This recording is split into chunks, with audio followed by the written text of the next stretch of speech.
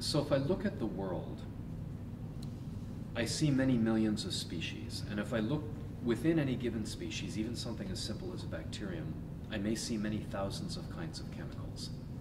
And so initially you can imagine that all of this complexity could be a disordered chaos. But if I study biochemistry, even with the things people have now known for almost 100 years, you realize that it's not a chaos.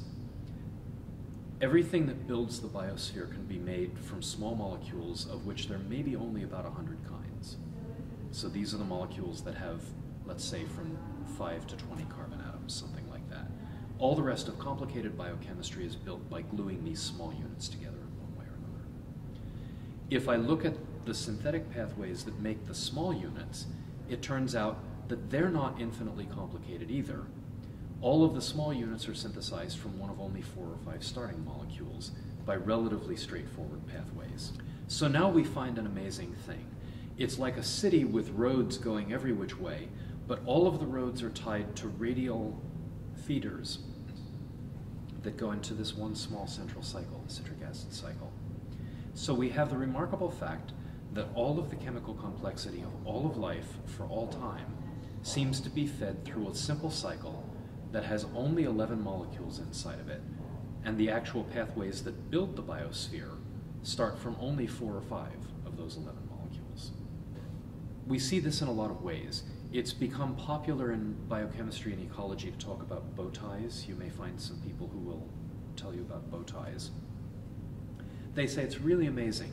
If I'm an animal, I live in the ecosystem, I eat carbon, can come in hundreds of forms.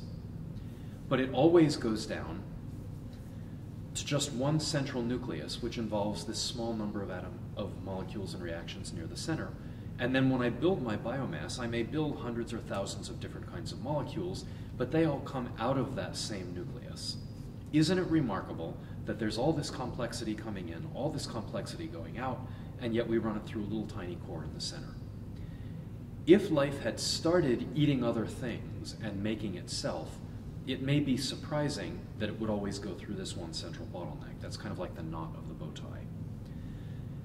If instead it turns out that life started by taking 1 carbon compounds and eventually finding ways that all these other molecules were made, it turns out that what's the knot of the bow tie today was once the starting point of all of that synthesis.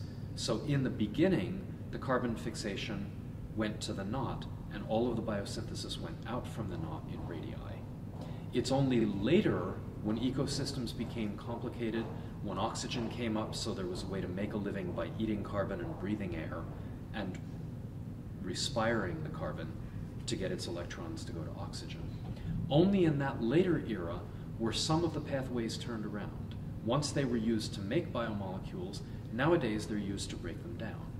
But they still have to go through the same central clearinghouse, because that's where all the building pathways start, and there is no other way.